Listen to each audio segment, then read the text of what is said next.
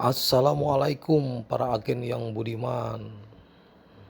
Sebagian masyarakat Indonesia masih mempercayai beberapa kebiasaan yang dinilai dapat menyebabkan penyakit. Salah satunya kebiasaan membasahi kepala terlebih dahulu saat mandi yang dinilai dapat menyebabkan stroke. Ini karena apabila kepala basah dan dingin, darah semua akan mengalir ke kepala untuk memanaskan kepala, dan jika ada saluran darah sempit maka dapat terjadi kondisi saluran darah pecah. Ini kerap kali berlaku di kamar mandi. Tak hanya itu, bahkan juga ada tata cara kamar mandi yang benar. Pertama, siramkan air di telapak kaki.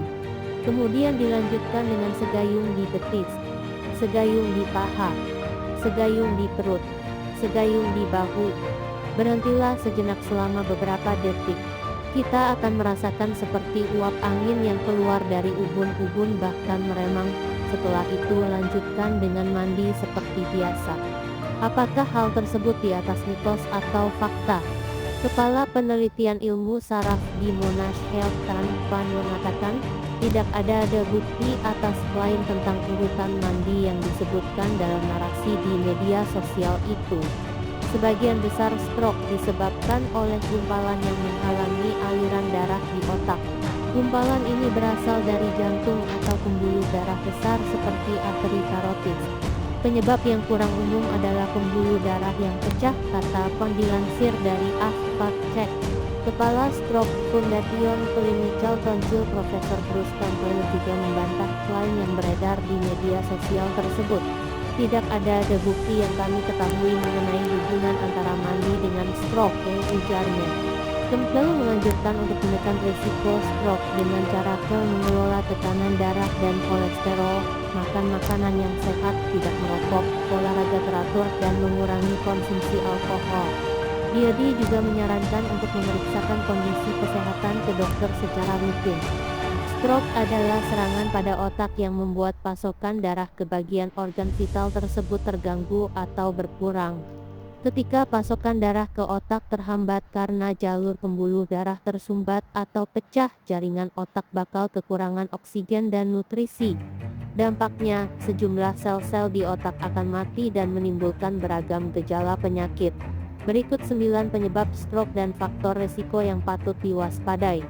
1.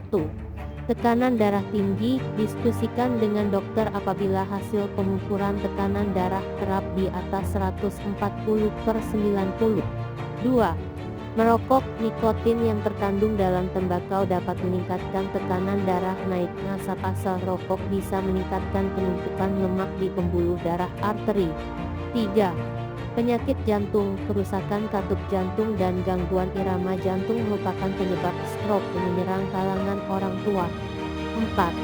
Gula darah tinggi. Penderita diabetes umumnya mengalami tekanan darah tinggi dan punya berat badan berlebih. Keduanya merupakan faktor resiko utama penyakit stroke. 5. Berat badan berlebih. Seseorang jadi lebih rentan terserang stroke apabila berat badannya di atas batas ideal. 6. Efek samping obat tertentu.